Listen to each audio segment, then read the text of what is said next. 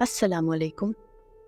आज जो स्टोरी मैं आप लोगों को बताने लगी हूँ वो बहुत ही अजीब सी कहानी है और आज से पहले आपने कोई मेरी वीडियो ऐसी नहीं देखी होगी।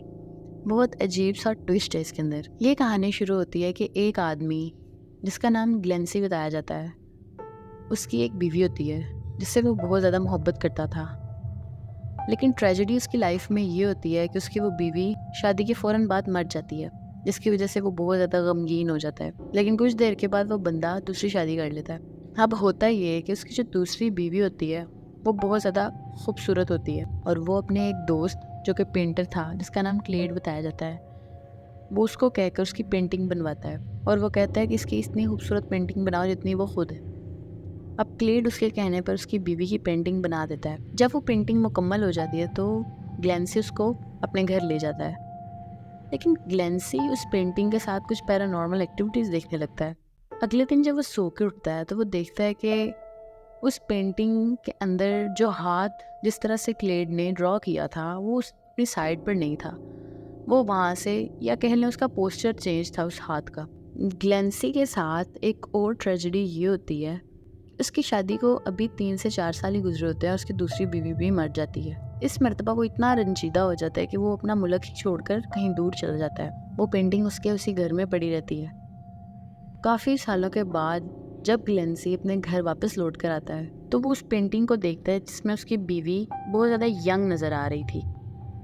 वो अपने दोस्त क्लेड को कहता है, अब मैं बूढ़ा हो चुका हूँ तो इस पेंटिंग को भी तुम ऐसे ही दोबारा से ड्रॉ कर दो कि इसको बूढ़ा कर दो ताकि ये मेरे साथ मैच हो जाए। क्लेड ऐसे में ग्लेंसी की उस बीवी के साथ प्यार करना शुरू हो जाता है क्योंकि वो खूबसूरत ही इस कदर होती है। क्लेड बहुत बददिली के साथ उसकी उस पेंटिंग को बूढ़ा बना रहा होता है, लेकिन इसी दौरान वो देखता है कि वो पेंटिंग बातें करने लगी है। पहले तो वो बहुत ज़्यादा डर जाता है, लेकिन फिर वो इस कदर उसके इश्क में मुब्तला हो गया था कि वो उससे खुद भी बातें करना शुरू कर देता है। लेकिन वो ये बात नहीं जानता था कि ये जो पेंटिंग मुझसे बातें कर रही है ये ग्लेंसी की दूसरी नहीं बल्कि पहली बीवी है, जो ग्लेंसी से दूसरी शादी का बदला लेने आई है।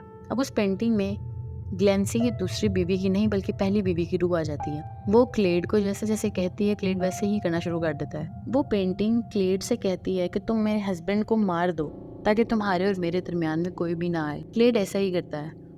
वो जाकर ग्लेंसी को कत्ल कर देता है और उस पेंटिंग के पास जब वापस आता है तो वो पेंटिंग बोलना बंद कर देती है। लेकिन अब वो नोटिस करने लगा उसने पेंटिंग अपने ड्राइंग रूम में रखी हुई थी, लेकिन जब वो थोड़े दिन बाद देखता है तो उसकी वो पेंटिंग उसके अपने बेडरूम में आ जाती है। क्लेड इस बात से खुश हो जाता है कि शायद ग्लेंसी की दूसरी बीवी की रूह वापस आ गई है।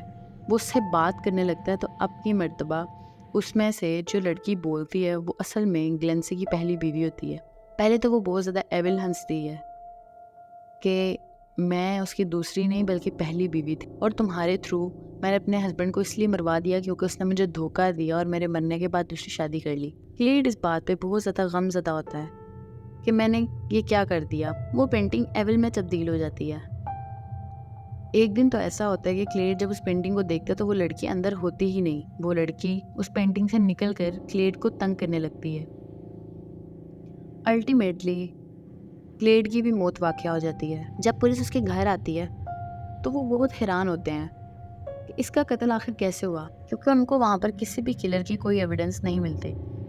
उसके घर के दरवाजे अंदर से लॉक होते हैं, खिड़कियाँ बंद होती हैं। अगर किसी ने कत्ल किया भी तो वो बाहर कैसे गया, अंदर से कैसे लॉक थे दरवाजे, ये चीज़ें समझ नहीं आईं। लेकिन फिर उनके हाथ क्लेड की वो डायरी लग गई जिस पे वो हर चीज़ लिखा करता था। क्लेड ने उसमें लिख रखा था कि मैं ग्लेंसी की दूसरी बीवी को पसंद करने लगा हूँ और ये पेंटिंग मुझसे बातें करती है। पुलिस ने इस केस को पैरानॉर्मल एक्टिविटी का नाम देकर क्लोज करवा दिया और हकीकत में भी यही हुआ था, क्योंकि वहाँ से किलर का और कोई सबूत या निशानात नहीं मिल पाए थे।